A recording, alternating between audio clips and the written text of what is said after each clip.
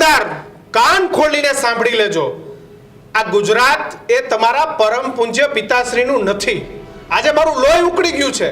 મારા ગુજરાતના મતદારોનું તમે અપમાન કરો છો ભાઈ, કે તમે મને મત નથી આપ્યા તો હું તમારું સોલાર વીખી નાખીશ, હું તમારું પાણી બંધ કરી દઈશ, હું રસ્તો તોડી નાખીશ, હું તલવાર લઈને ધમકી આપીશ. અરે ભાઈ, આ ગુજરાત તમારા પરમ પૂજ્ય પિતાશ્રીનું નથી. ધમકીઓ આપતા નહીં, અને આવી ધમકીઓ આપશો ને તો મારા ગુજરાતની જનતા એક વાર નહીં તમને 100 વાર હરાવશે. તમે સમજો છો શું?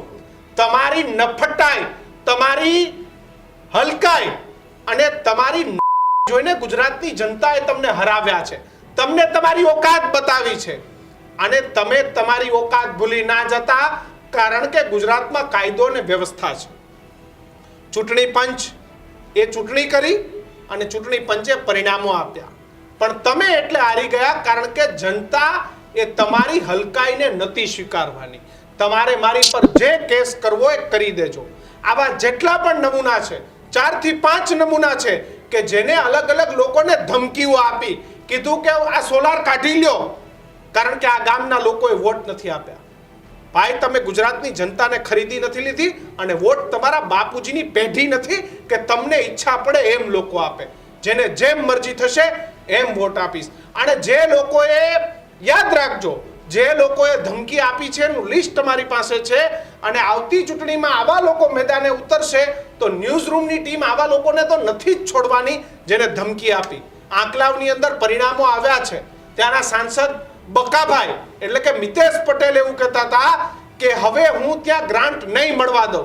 મિતેશભાઈ, હું જોઉં છું કે તમે કેવી રીતે ત્યાંની જનતાને ગ્રાન્ટ નથી આપતા.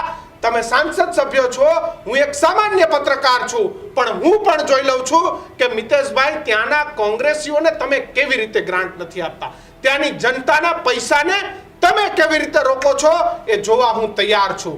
યાદ રાખજો, તલવાર લઈને નીકળેલા, સોલાર કાઢી લેનારા, રસ્તો ખોદી નાખનારા અને કોઈને ગામમાં મંડળીઓની ધમકી આપનારા, આવા લોકોને ન્યૂઝરૂમ એ આવનારા 5 વર્ષ માટે લગાતાર ટ્રેક કરવાનું છે.